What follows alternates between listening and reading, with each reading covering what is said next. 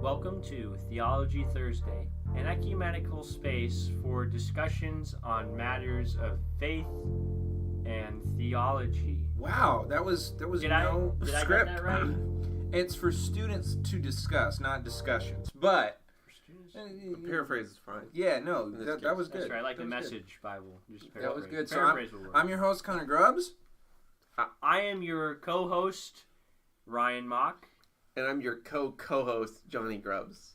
You're really I forgot my place for a second. Yeah, That's you're, right. You're Because I had a couple of weeks. Yeah, in the sun. but like last week we got back into. It's gonna take you a while to get over this, isn't it? It is. Yeah. Well, you're gonna have to figure it out quickly, otherwise Well, Yeah, Listen, I'm excommunicate. accepting it. I'm just No, well, you'll be you're not. excommunicated Yeah, from Theology Thursday. we're gonna vote you off the island. Hey, guys, drop an F in the comments if you think Johnny needs to be taken off the podcast. Thank you. So, how's everybody going? How's everybody doing? You went to Youth Pastor Summit. You have anything you want to share about that? Oh man, it was awesome. You both went to conferences just Yeah, this weekend. March Madness. Yeah. Yeah. So share with me things. Well, Youth Pastor Summit's a really cool event. I was like a little leery of it because it's free. Although this year they added a $10 fee to it. But it was free. And they let you go to Universal as part of it. And so I was like, that's expensive to be just giving away. It almost sounds like there's a catch to it. Exactly. Like they're going to try and sell you a timeshare. Exactly. I thought for sure that at the very least, because it's also associated with Student Leadership University, which is a great ministry. It's very expensive, though. And very few churches, I think, average churches would be able to afford it for their students. And I thought they're going to put a hard sell on that. And they do advertise it, but it's brief. And the rest is like they're really pouring into you. So Connor and I went together to the one-day version, and this was even better. It was still pretty much the same format, but the second day they had more like workshops and stuff. But I don't know. This time I learned a lot more practical stuff. Like for instance, we were some of the first people to hear the most recent study on like students and why they leave the church, how many are leaving the church. That was done last year. They just wrapped up a new study, and that's the first they've done in a decade or so. So, lots I could say about that, but suffice it to say, like I learned a lot about, the fact that a lot of students that are leaving now aren't leaving in a very intentional way, and the practical application of that is, if it's just kind of happening, is church becoming just another thing that they do? You know what I mean? Like if you were taking tennis lessons as part of an extracurricular activity at school, and then you go off to college and you're not really playing tennis that much, it's just because it was a thing you did. You know what I mean? And so is church becoming that, or is it something that they feel a void when they're not in it? So then it begs the question: is what we're doing really spiritually oriented? All those kinds of things. It was a challenge. But it was also like, there's hope, you know what I mean? And one other thing I'll say, because I don't want to take up the podcast with this, but in the midst of that, basically they said that 70%, the last study they did, were leaving the church. There's a percentage that comes back, I don't know it off the top of my head, but the percentage of kids that leave in the first place is down 4%. And so they were careful. They were like, don't get too excited about that. But it is good. And he basically said that if we want to see that number continue to drop, we have to continue to analyze the reasons why kids leave the church. Like right now, it's because of convenience. It was just like they just stopped going, whereas 10 years ago, there was a little bit of a chip on their shoulder about the church. They don't have that right now. A lot of students are not like going, oh, I hate the church. They're just like, eh. So here's my question: is this report that they talked about, is that available to the public? It will be. I think it was available shortly after the conference, and I think they're going to publish it in Barna, which is one of the biggest. But it was done by a guy at Lifeway, so I can give you the stats. But yeah, I mean, well, no, I think that might even be worth coming back on another podcast to dig even deeper into. Yeah, I would love to break it down, and by that point, I can also look up, because I have notes with his name at the top. We can also look him up and link our listeners to it, so you guys can look at it. Yeah, too. Absolutely. Well, that's neat. Yeah, and that was just the tip of the iceberg in terms of what they talked about. I'm trying to think. I didn't really go to any conferences, so I don't have I don't really have an interesting life. Yeah. So I'm not sure. My sub-point could be we released a new video about Hacksaw Ridge on Elevated Entertainment. That's a good movie. And tomorrow we're releasing one on Spotlight. That was a good movie. Yeah. No, it'll be 2 days from the day the podcast is released. Basically, Elevated Entertainment has a new video every Saturday. And these videos are pop culture from a Christian perspective. Right. And so we'll talk about a movie or something that's going on. And we're going back to some older movies, but they're movies that have things to say about the church or about Christianity that I think are important. And a lot of them are secular movies. Like Wreck-It Ralph. No, we're not going to talk about Wreck-It Ralph on Elevated Entertainment. Why not? Although Satan is a character in that movie. It does beg a lot of questions. It does. Yeah. Are we allowed to wreck it and not fall from grace?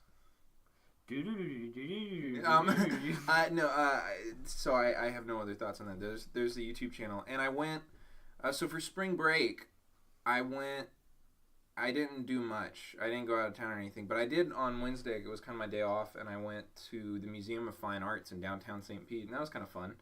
There was Did you go with anybody?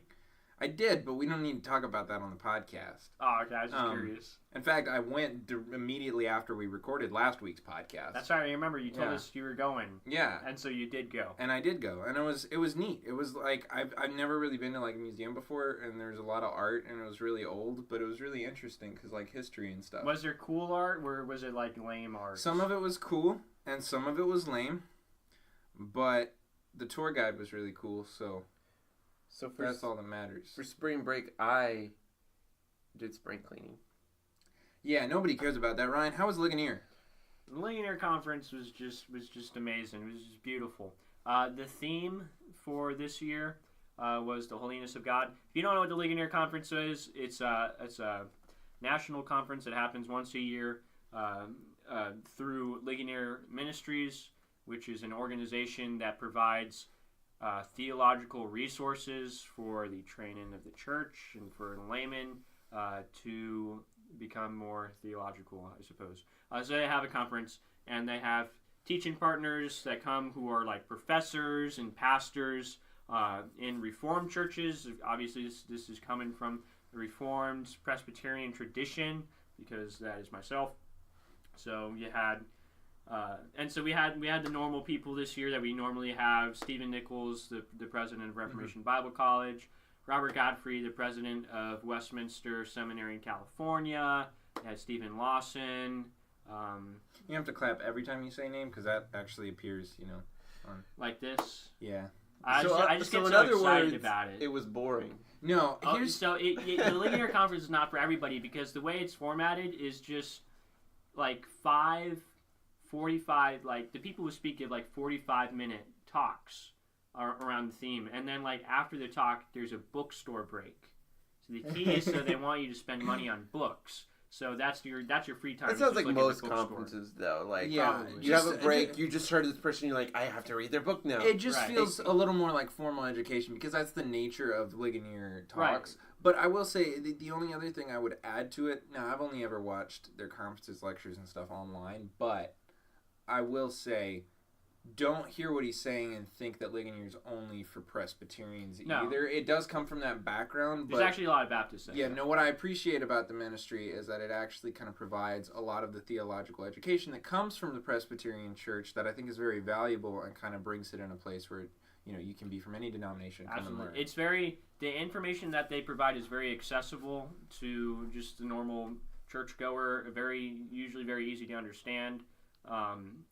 So like this year, their theme was the holiness of God. So the sessions revolved around that theme. So we talked about the sanctity of life. We talked about the sanctification of the heart, and other things, and the love of God, how that affects us. And it's all good stuff. The theme for next year is actually flows directly from this theme. The theme is made in the image of God. So that's what they're going to be talking about next year, which would be really good, because there's a lot of implications to what it means to be made in the image of God. So I'm excited for that. So certainly it's more of a theological exploration than like a practical exploration. Not that those things do have practical manifestations, of course, but... theology matters. I mean, we Right, are I Theology agree. Thursday, and theology leads to doxology. You know? I agree with that. And so Johnny hates theology. He's basically. Oh, I love theology, actually. he just likes the wrong No, theology. we don't know No. why we even have him on the podcast. Fun 'Cause it's not fact. something he actually cares about. He wants the quote unquote practical stuff or No. the emotional stuff. That's kind of his thing. That's totally could be not farther from the truth. Let me tell you a fun fact. Okay. Here we go. Fun fact from the Heretic. I'm an old soul, so I already think about the future, and He means he's a dork. I hope to be here, when I'm in my 60s. But at some point, when I get old, if I'm still ticking, I've thought about because I'm at some point I hope to get my doctorate, and then maybe even go back and get like a PhD in something. Maybe. My D-Min's kind of my first goal, Your and then demon. no, not like D-Min, Doctor of Ministry, which is not a PhD. It's kind of a new form of a doctorate. Yeah. Okay. But I've always thought, it would be cool to teach at the collegiate level. And I actually do like Legionnaire stuff. But I was like, I could never, and I thought about it would be cooler to be a professor at there one day. But I was like, I'm not Presbyterian. But fun fact, you don't have to be a Presbyterian to teach at Legionnaire. In fact, Ligonier. that's what I said. You said Ligonier. Yeah, It's one Ligonier. of their teaching fellows is Albert Mohler, who Right. is the president of Some Baptist theological. Southern Baptist Theology. Yeah. So they will actually talk with you and be like, depending on what you're teaching, which I would want, if I did get a PhD, it'd be in Old Testament. I would want to teach Old Testament, and so you don't have to necessarily adhere to. You don't have to adhere to all of Reformed theology, but you have to be somewhat Reformed. Like Albert Mohler is a Baptist, yet he would hold to all 5 points of Calvinism. Right, but that was specifically noted in their literature. For anybody who wants to get into academia, you don't have to. In certain cases, they're very specific about that, and that you have to meet with them, and then you have You have to make sure that you're not a heretic. Exactly. You have to make sure you're not a heretic, and you have to sign an articulation agreement. Like I couldn't teach against Calvinism. Right. You know what I mean? That like would create problems. that for would them. create problems, but I could just not address it and then teach from a different framework. Yeah. So interesting stuff. So I am familiar with them, especially and I love R.C. Sproul. May he rest in peace. Okay, so this week we have some really exciting guests lined up. Honestly, we do. But I'm this week, the special guest. this week you're stuck with us. No, but one of the things I realized, and I wanted to do it at some point, and I thought about saving it for the last episode, but then I realized we're going to do something way cooler for the last episode of this season. Yeah. For right now, what we want to do is the whole theme of season 2 is testimony. People have been coming on, sharing their stories, and connecting it to a theological topic. Because a lot of these people's testimonies and stories just naturally flow into a certain aspect of theology. So it's been really interesting. We've had some really cool guests. Nick Stratus, Scott Moore. If you've been listening, you've heard them, and it's been really cool. But one thing I realized is we've never taken the time on the podcast to actually share how we came to Christ. And, we're the hosts, so maybe that would be a good idea. So we're just going to take a few minutes. This is going to be a real simple episode. We're just going to share our testimonies because everybody else is doing it. So why shouldn't we? It may not always be a good reason to do things. It's a great full reason disclaimer. to do it. No, reword it. I don't think I think it's irresponsible for us as podcast hosts to expect and ask other people to do it when we won't do it ourselves. Right, yeah. That would be a little arrogant to be like, oh, yeah, like you share your testimony, but we're theologians. We don't have to. Maybe this should have been the first episode of the season, actually. But Yeah. So that's- we're horrible people. Yeah, no. That's part of our testimony. And we are. Yeah. It's total depravity. And I almost want to share what season 3 is going to be, but that's it's I'll just say this: season 3 is in the works, and Theology Thursday is about to. It's going to be amazing. We're gonna make billions off the next season, and that's the goal. That's the ultimate end goal of this show. So. I'm only in it for the money. So, show us the money. Share your testimony with us. It's my turn. I was thinking Jonny because he's the senior. Yeah, but But he's also the what is bottom it? rung. Beauty before host. age, right? Is what they. He's also the bottom rung of the Beauty host. before age. I Yes. think it's the other way around. I mean, but I can't argue with that, so I'll definitely go first. So disclaimer, my testimony is pretty simple. I could literally share my testimony in several sentences. I'm not going to do that. I'll flesh it out more. But I grew up in a Christian family.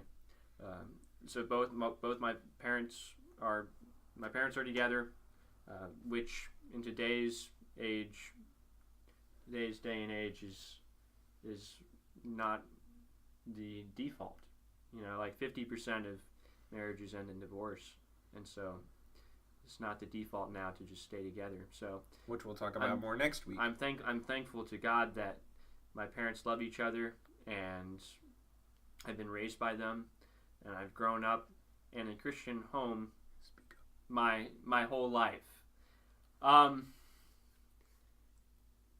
I grew up in the church. I mean, that's basically it. A lot of people, when they think about sharing their testimony, or like when they became a Christian, what are you guys laughing at? It's just now you went from like talking too quiet to like Sorry, yelling. we're doing like a technical thing here where like Connor, I don't know if you could hear him, but he was like, speak up, and then Ryan. I'm gonna edit that out. So the thing is just, I was just like speaking on the fly, like I don't have a script in front of me, so I'm like really thinking hard. But when I think hard, I guess I quiet down. It's just funny because it's like it just keeps going. It's like, I'm just gonna start yelling. That's what I thought this was going. Louder. So yeah, I think that like when most people, or not most people, some people when they think of sharing your testimony, they have to identify a certain day or moment in time where they made a decision to follow Christ. Okay, that was not the case with me. If you asked me, when was the moment where you became a Christian, I would say I have no idea. There's no way he's saved, guys. I'm just not a Christian, guys. Just kidding. I have no idea because I just grew up in the church and I've always believed in God. I'm not saying that I was born a Christian. Okay, don't make that mistake. I was born a sinner, totally depraved, and so I was not born a Christian. But somewhere in my journey, I just kind of morphed into it. That's the best way I could describe it. And the thing I think about whenever I share this is I think of a story written by a guy named John Bunyan, who is dead now because he lived like a long time ago. But he wrote a story called Pilgrim's Progress. Great book. It is a great book. But anyways, it's an allegory for the Christian walk. And the main character's name is Christian, so that kind of makes it pretty easy to understand. And everybody else's names are similar, like Envy and Evangelist and stuff like that. And a lot of this, like Envy represents envy. Yes. So he was very creative. Very creative. Made it very, very easy to understand what really he was trying to say. Yeah, well, you read something like Lord of the Rings and you're like, what is the analogy? Where is it? Who's what? What's which? And you don't have to ask that question. Yeah, basically John Bunyan just spells it out for you, like what the allegory means. But anyways, in the story, the basic of the story is that Christian reads this book that says that the city of destruction is going to be destroyed. Which is a really good eschatology. But anyway, go ahead. And so he needs to go to the city of... Go back to our series on that. I can't remember what the good city is called. It's like the city... the Celestial City. The Celestial City. Good city. So he needs to go to the Celestial City. And so it's a long journey. And along the way, he carries a burden on his back, which is obviously a symbol for our sin and our sinful nature. Oh, it kind of reminded me of our friendship. Oh, well, that made me feel very nice, Connor. Only encouragement on Theology Thursday. So along the way, like he gets to the cross. There's a point where he enters a narrow gate. At one point, one of his friends, the dude's name is Faith. He actually gets killed. Wait, what does faith stand for? I don't know. It was kind of hard to interpret that one. But he gets killed, and he's immediately sent to the Celestial City. And there's also a point where he has to cross through a river. But when I see that story, and if you were to ask the question, at what point in the story did Christian get saved? It's hard to say when. Was it when he was before the cross? Was it when he entered the straight and narrow gate? Was it when he crossed through the river? It's kind of hard to say. I think about that sometimes when I think about my story. It's like I don't really have a one point in time where I accepted Christ. I just kind of morphed into it, and from a very young age as well. So it's safe to say, but you entered into faith in Christ's saving work. It's just hard to know when that was. Yeah, I have no idea. Yeah. Yeah, and I'm glad you shared that, because I think it's important for people to know that that's okay. They don't need to question their salvation if that's the same for them. Yeah, and I will say I could identify points in my life where I took my faith to the next level. Yeah. Right. Okay, so like for example, when I was in 8th grade, I was in the parking lot after school at Seminole High School because that's where my mom picks me up. Because you went there? I went to Seminole Middle School, Oh, and Seminole I High get School you. is right next to Yeah, Seminole I'm Middle School. familiar. Okay. And so after school, she just picked me up in the Seminole High School parking lot because there's no cars there because school's already out for them. Clever. So I went out to the parking lot to wait on my mom, and there was this lady standing there, and she was gathering a crowd. She was like getting people to talk to her, and she was telling people, she was asking people if they were saved. So this is a city of destruction. We're deep in the bowels of the city of destruction. Gotta get started on your journey to the celestial city. That's right. So she's like, she's asking people if they're saved, and some people are like no, some people are like yes, and so she's like, all right, everybody, raise your hand and repeat after me, and she walks them through a prayer, and they finish the prayer, and she says, all right, you guys are now saved. When you die, you'll go to heaven. Does that sound like good theology to you? Yes. That's called easy believing. It's called easy believing. No. and so I watched her do this to several groups of people before my mom arrived, and she actually came. She stopped to talk to me. She's like, "Are you a Christian?" And I'm like, "Yeah, I'm a Christian." You're like, not anymore. I'm like, "Yes, I'm a Christian." So she walked away and she went to go talk to other people. But like, I remember that moment. I was really disturbed by what she was doing because it is easy believism, and she was literally leading people to hell because she was making people believe that when they die they go to heaven because they repeated words after her, which is not the case. She's literally leading people to hell, and that really bothered me. I didn't say anything to her. I wanted to say something to her like stop what you're doing, but I was a scared 8th grader, so I didn't say anything. This was like I think she was in her like mid-20s, but my mom showed up. I'm like, all right, I'm out. But that was like a distinct moment in my life where I'm like, I'm like starting to understand this more, and I'm starting to understand that Christianity is more than just taking the faith of your parents, or more than just saying words. It's actually submitting your life. And I'm not jumping the gun here because I don't want to. It's not necessarily part of my testimony because I do have a definitive moment myself, but it's interesting because I've had similar circumstances too, and this was definitely after I was saved, where I remember one day when I probably was in middle school too, around the same time, and somebody asked me if I'd like to share the Bible story for a backyard Bible club we were doing, and I was like, I don't know, man, I didn't really prepare, and they're like, well, do you know the gospel? And the truth is, I did, like, I knew, like, that Jesus saved us, but I realized that I hadn't fully synthesized how to articulate the gospel. I knew I believed in the saving work of Christ. I knew he was alive, but to explain that in simple terms to other people, I was like, I need to learn how to share the gospel. Which plays in what we were talking about earlier, why theology is important. Right. Mm-hmm. It's all about the articulation of. So you're just trying to steal my testimony, right? No, I'm sorry. Yeah. So that's what I would say. I think, like, I don't know when I became a Christian. I kind of morphed into it. There were moments that I could identify where I took it up to the next level, and I think on my life, I'm just grateful to God, and I think of His sovereignty and His providence, and I think, He put me into this family that loves me, that raised me, and I thank Him for that. He put me into a great church where I learned a lot and I grew as a Christian. He surrounded me with friends that encouraged me and walked with me.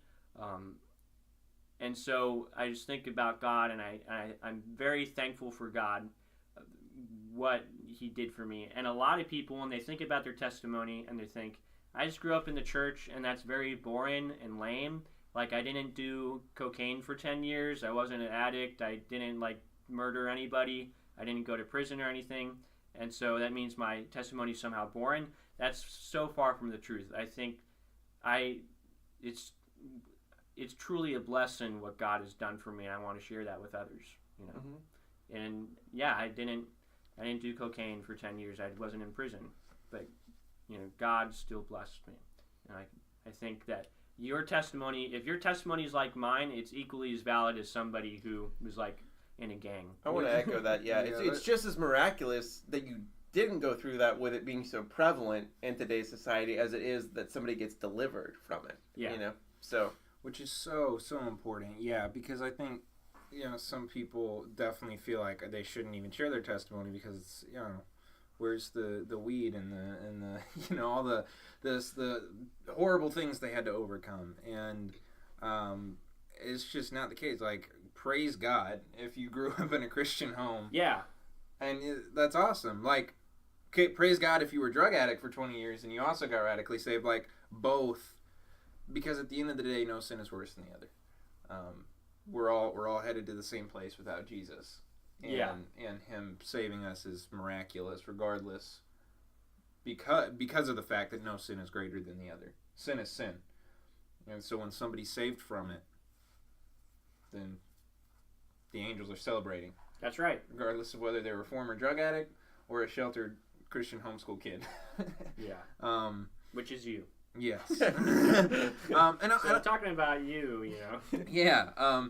You similarly grew up in a Christian home, Johnny and I both, and you know, our dad being in the ministry, and just kind of growing up for, you know, as long as I can remember around church. And I think as the youngest of 4 boys and all of us kind of being involved in the church and just having that pastor's kid kind of, you know, eyes on you, there was a lot of pressure that I felt. I think we all felt it to an extent, but I don't know, that weighed heavy on me growing up. And like, I'm not saying this to like complain or whine or anything. It was just something that I think made me not as attracted to the church. And especially seeing throughout my dad's ministry times where even though he poured his heart into it and really loved people, maybe the church didn't treat him right. Mm-hmm. That was something that really disillusioned me. And so it wasn't until later on in my life that I realized I had grown up with my faith in the church instead of in God. Mm-hmm. And so that was a major shift for me. I think when I was about 15 that rather than my faith being in the church like it kind of was when I was a kid, it had to become in God. And I remember, you know, my dad really wanted me to be involved in ministries and stuff, so I was involved in things like Good News Club, going out and teaching Bible stories. And I remember it was one of the hardest conversations I've ever had, just talking to my dad in the car one day, just like, you know, I don't think I can do Good News Club anymore. I think I need a break. And it's not because I don't love the kids. Mm-hmm. It's because I do, and I'm not sure that I believe what I'm telling them every week. Wow. And I just needed some time to step back and figure this out. And I really had 2 questions. 1, does God exist? And 2, if he does, who is he? Mm-hmm. And so I started studying all sorts of religions. Mm-hmm. And I remember just really taking that time to dig in all these different things. And eventually, I mean, through reading things like The Case for Christ by Lee Strobel, and there's a lot of great resources out there. Stories where people were actually, for me, it wasn't even trying to disprove God's existence. I don't think I ever doubted God's existence.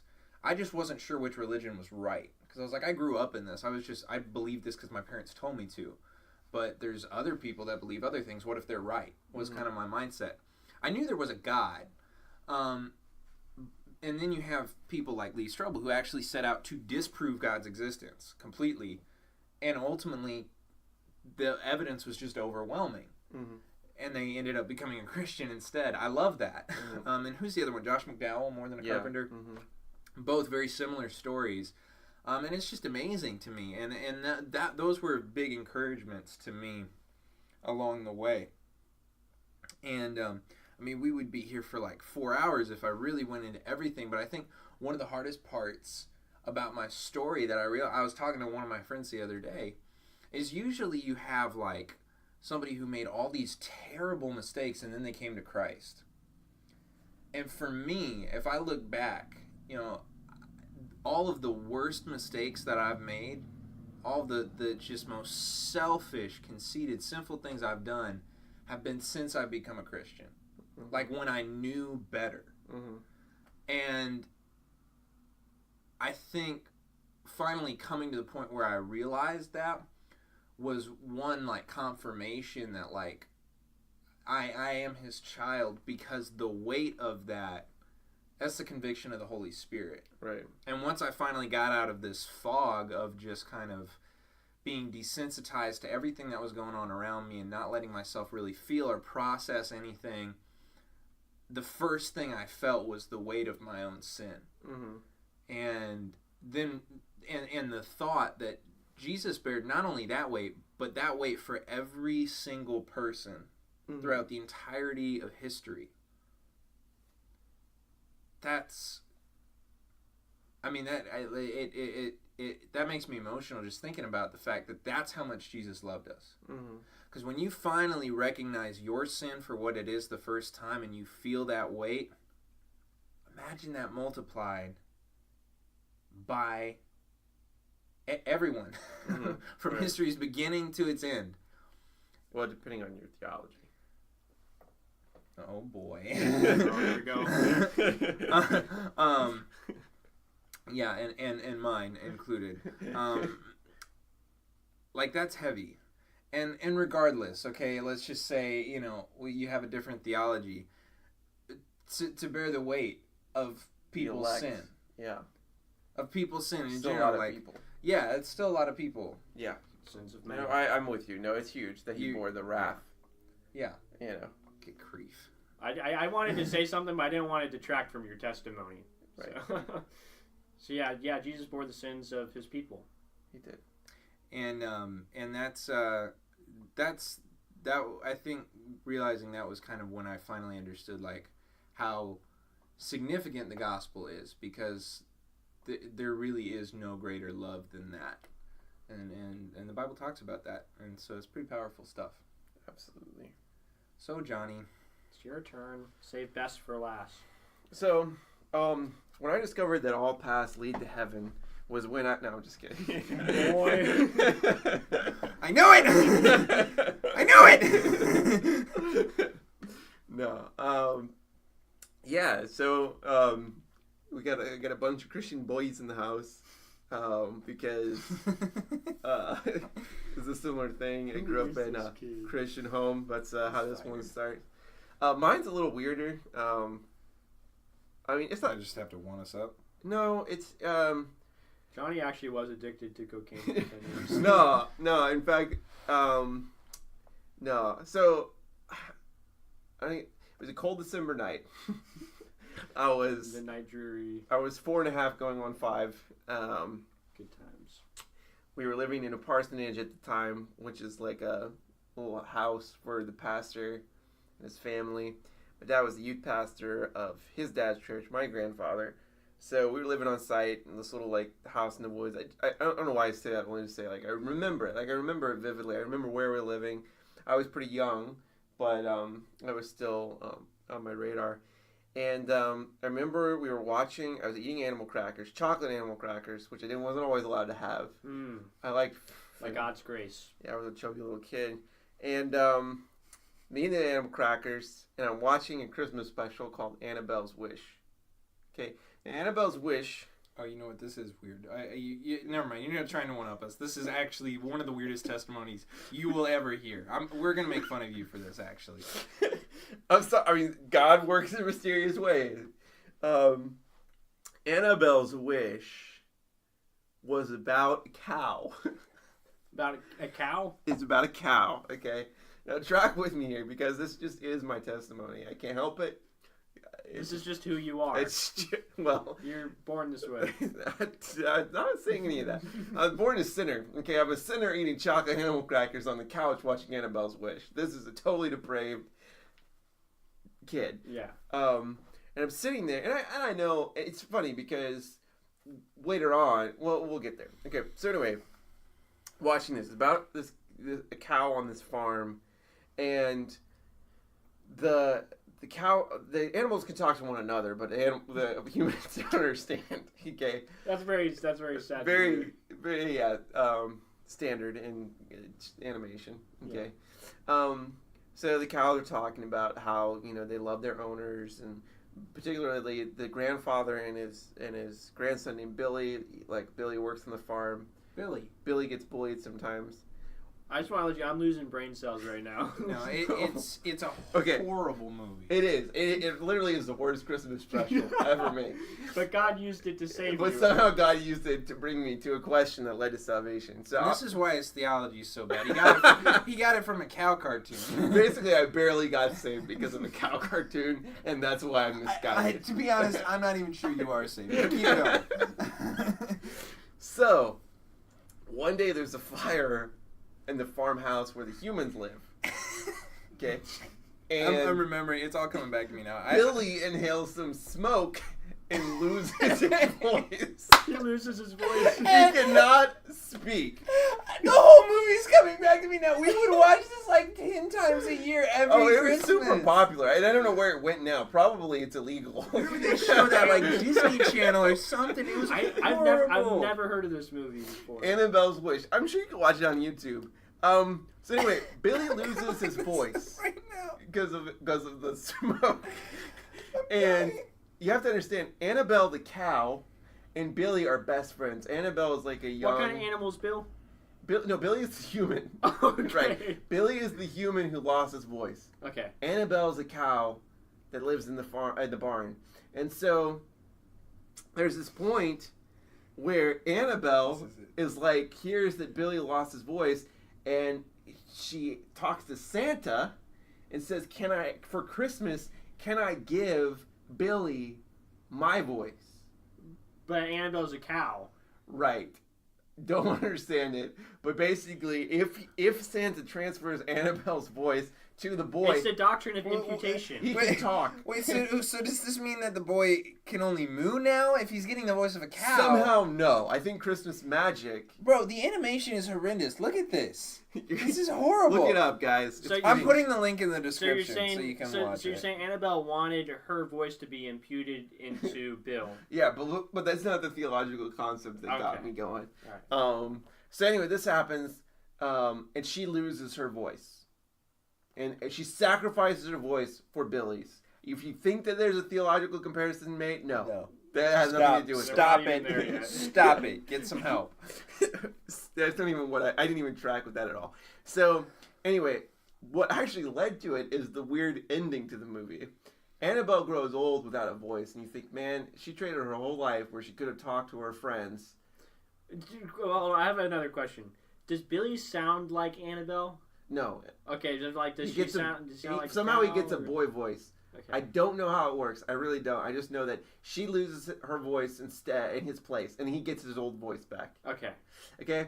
So he grows up to become a full-grown man by the end of this movie. Okay. And Annabelle is an old, decrepit cow about to die, having lived her whole life. Remind me how old Billy gets. He gets married by the end. Yeah, but I'm just wondering because how long is the lifespan of a cow? Would Annabelle still be alive? Well, she's very decrepit. So she's actually about to die. And I can't remember. Go back and watch it, friends. I want to say, my mom debates this with me, and so I need to go back and watch it. I was pretty sure as a child that she died. And then Santa comes like, you gave up your whole life for Billy. And wait, so Santa comes to us at her death? Apparently. And he turns, her wish is to be a reindeer. Oh, wow. A dead reindeer is not a very good reindeer. So it's it's reincarnation. Yeah, that's how I view it. Mom says, no, I would have never let you watch something with reincarnation. And I believe that. She would have never knowingly let us watch something with reincarnation. But I kind of feel like that was kind of the implication there. So she comes back as a young and fit reindeer that can talk. So that does explain why Jonny holds to these heretical views. I don't believe any of that. Here's No, what happened. Well, no, and think about this. Annabelle, a female character, had a voice. I mean, this explains everything. There's so many layers of bad theology that Jonny has. This is why he thinks women can preach. This is wow. Okay, we're not going to go there right now. I hope people aren't offended either way. Here's what happened. I've said worse. It's fine. I turned to my mom after this whole weird thing just took place. But my question was very singular. Because I have this concept of heaven. I even had a vague concept of hell. And I sort of said, do cows go to heaven? That's a really good question. Do cows go to heaven? You know what they say? All cows go to heaven. And you better hope they do. You're out of luck. My mom was like, I'm not sure that matters. But what does matter is that we can go to heaven, but only if we have faith in Jesus. And I was like... Man, mom was good. And I was like... Good job, Mom. What? And I was like, I need that. You know? And so my mom broke it down, like what it means to be a sinner. And I was like, I had no problem believing I was a sinner because I know I did bad things and threw toys and temper tantrums and stuff like that. And so I had no problem believing that like I was broken. And that was the Holy Spirit ultimately. But even at a young age, when my mom was explaining sin to me, I was like, yeah, that sounds right. That sounds deserving of hell, you know? And I really got it. I think that when I got saved, I believe that was the moment that I actually accepted Christ's saving work. And in some ways, I can't pinpoint exactly what day that was or whatever. As a side note, I'm gonna have to remember this. When I have kids, I'm gonna have to show them Annabelle's Wish, just because, like, apparently it has regenerative power within the movie to like awaken the hearts of my children. I don't think it was the movie, dude. But anyway, but I will say this: from that moment, it wasn't until later in my life that faith transitioned from a get to heaven free card, get out of hell free card. It was sincere. You know, I believed I needed Jesus. Yeah. And that he was the only way that I was going to receive eternal life. But when it became more about Jesus was later on, when I was in middle school. I went to a camp. I was struggling with stuff, and I remember thinking, "There's no way God can really love me." And my camp counselor walked me through that and basically explained like this dichotomy between like, no, like that moment still counts. Like I thought I needed to get saved for the first time, and when I explained my testimony, he's like, "It sounds like you understood it," and he basically explained to me the process of sanctification and what it really means to be saved. And he said, he wrote on the back of my shirt at the end, "Keep looking up," because it would help me when we would talk. It would be in the evenings, and there would be like a billion stars in the sky, and he was like, if you're going to fight sin in your life, you have to look to Christ. And it was more about Christ at that moment than it was about getting to heaven. All of a sudden, my faith became about this union I had with him. And that helped me overcome some of the sin in my life that I was dealing with, because I thought I was just going to be good because I'm going to heaven. But really it was no, like, yes, you're going to heaven, but like you're saved to be continually changed from the inside out. And so that was when my faith really kind of, I don't know. You took it to the next level. Yeah, I think that was my next level moment. Take this to the next level up. level. Like in Wreck-It Ralph. Go from Pikachu to Rachu. So this is kind of twofold. There's a moment where I accepted the saving work of Christ, and a moment where I understood the impact of that on my life. And it started that, it was a catalyst for the sanctification process that I'm in the middle of now. Yeah, you are. You got a long ways to go, buddy. Yeah. Start working on your heresy first. No, I would like to say that Annabelle's Wish is one of the worst cartoons ever made in the history of cartoons. Mm-hmm. It really is awful, and I'm going to put it in the link. So you can go in the show notes, watch it on YouTube for yourself and be You will find yourself asking the question, do cows go to heaven? No, you will find yourself asking, what religion did Johnny convert to after watching that movie? Because it can't be Christianity. No, but I do think that one of the funny things about that is that God can use anything. And I think, too, that this is just kind of like that faith of a child thing. It was a silly question. And I'm not the only one. I mean, yes, in this scenario with Annabelle's Wish. I'm pretty sure you're the only one. I'm the only one with this particular case. But I'm not the only young child that's asked a silly question that then led to... Now, your mom did a good job there. That was a good transition. Yeah. So, No, huge props to Mom. Shout out for that. That was good. Yeah, if you ever need like evangelistic class, definitely talk to her because she can tell you. That's her big thing too. If she's teaching you, and something that I hold on to this day, she's like, your greatest aid in evangelism is being able to take things from the natural. No, taking things from the natural to the spiritual. How can you take somebody's context and relate it to the gospel? And that's been huge for me. Nice. Nice. I give it a 5 out of 7. I'll give it 5 out of 7. Solid. I don't think we should be rating testimonies. I may be on a theological journey, but I'm pretty sure we shouldn't be rating testimonies. Well, how would you rate Annabelle's Wish? Annabelle's Wish at the time, I was like 5 out of 5 stars. Oh yeah, I'm sure. Absolutely. I would give it 8.5 out of 10 cow voices. Now, I still rate it 5 out of 5 stars for the entertainment value. I think it's hilarious. I think we should watch it every Christmas to laugh at it. It's one of those things you get together with your friends and you go, "This is the stupidest thing." You know what we're gonna do? We're gonna do a live stream watch party on Theology Thursday's YouTube channel this Christmas. Of the three of us watching Annabelle's Wish. We should do that. No, I'm not even kidding. Johnny's going to get saved again. I'm going to get saved again. I'm going to lose my salvation. And I'm going to convert to Mormonism. You're reformed. Yay! No, this movie might be enough. Even to make a reformed man fall from grace. Well, that's wonderful. Nobody's going to listen to us after this episode. This was the worst episode we have recorded. So I'm really sorry that my testimony is weird. Yeah. No, we are too. Not really. I got don't apologize for it. I mean, that's God. Yeah, I believe that.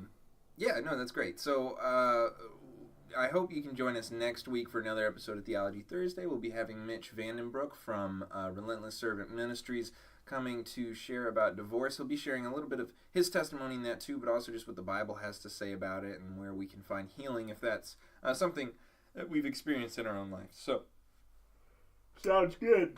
Thank you for joining us for another episode of Theology Thursday. You know what time it is. You already know who it is. As always, thank you for listening to Theology Thursday. You can find old episodes on iTunes, Spotify, Apple Podcasts, the Google Play Store, YouTube, and Podbean. You can send questions that you want us to answer on the show to theologythursdaypodcast@gmail.com, and you can also find us on Instagram and Facebook. We hope to have you back next Thursday.